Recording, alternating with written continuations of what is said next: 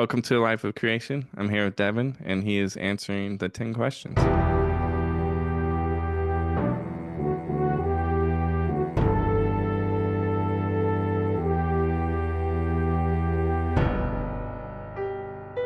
Question 8. Where do you find inspiration? And do you have a creative process that you follow once inspiration hits? I find inspiration in the same way that I previously when I was, acting, I found inspiration in the movies and acting and the medium that you're focused on, inspiration within that. Because if you understand it, then you're able to better serve that medium and create what other people are wanting to see. So, when I was producing reality TV, I was watching similar shows, similar makeover, restoration, restaurant makeover shows to understand what works, what doesn't work, and be inspired by that. So, currently I find my inspiration on social media a lot. Right. And then also in the world, when you have kids, you realize you're out a lot, you're at the park or you're at the mall or I don't know, you're picking up Chick-fil-A again for the third time. We don't need it that much, but I find inspiration in just seeing how other people deal with their families, how they go through life, and inspiration just in the daily activities. And then the process is, I write it down. That's funny. This is something that could be, and then go back to it to see if there's something there.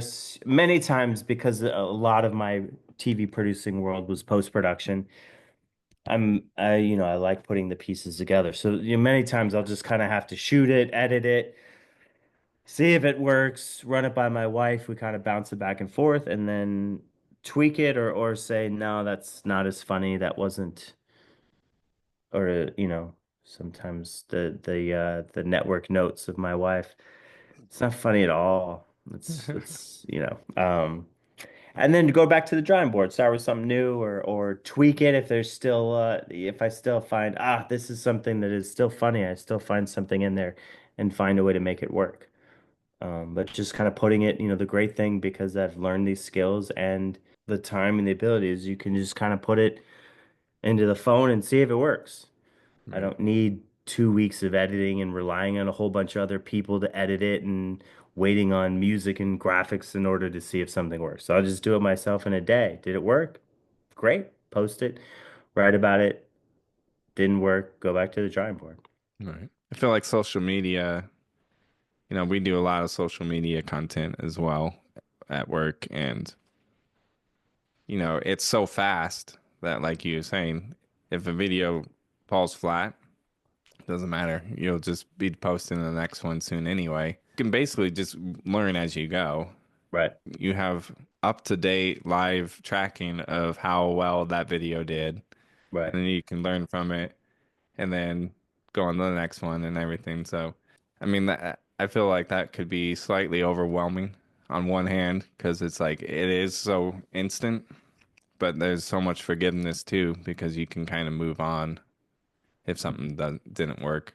right, right, It almost gives you the freedom to just try something. right. You're like, this sounds funny to me. Let's go for it. And then, okay, apparently that's not funny. Let's move on to something else. Yeah, yeah. And then, my production background, sometimes you get hung up on it being perfect with stuff. Right. I have since gotten over the world of jump cuts, but I know initially when you're in that, you're like watching these videos and you're like, what? You're just like cutting between yourself? No one cares. Right. Is the material funny? Is it good? Even I don't know if sometimes if people do it intentionally or whether it's just accidental and happens, like they misspell words and Right. but like people are so forgiving. Is it funny? Does it matter if it's misspelled and not? Like we're not judging people. I also think, we judge we all felt so judged in school and A's and B's and this had to be right and there was no other way to it. And then you're like, there is other ways to it. Yeah. We were told that you would never have a calculator. You better figure this out. And here we are in our mid 40s with a calculator in our pocket forever, Right. forever. And so I think a lot of stuff that we as older generation, I say older because we are older, felt like it was not forgiving and it had to be perfect. Is like it doesn't have to be perfect. It's a misspelled word. So Right. what? Yeah. Do you know what we're trying to convey? Did you laugh? Was it funny? Did it move you? Was it emotional? Then get over if it was misspelled. We'll Right. spell it right tomorrow. Right. It's not a big deal. So you kind of it is very forgiving sometimes at times where you're like, on to the next then. Yeah. Keep creating the content. It's similar to the sports world. Did you miss a shot? Okay. Are you gonna go sit on the bench? Is that it? Is your career over? Are you done? No, you shoot again. You're Right. gonna you're gonna miss 30%, 40% of the shots you put up anyways and still be called an all-star. Right. That's kind of like what this is in social media. If you hit 60 to 70% of your videos or top views, then you'd be crushing it. You'd be top in the social media world. So you just, it's a numbers game just like sports. Right.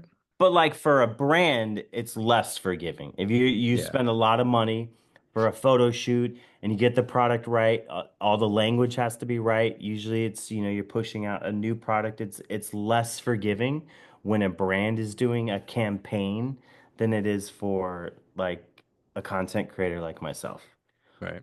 And we're also accustomed to be less forgiving because we know how much money goes into making sure this food product looks like it's never looked before. Those fries have never looked like this. So we aren't forgiving when there's mess ups there. And you see, and they Right. get a lot of, the whole cancel culture.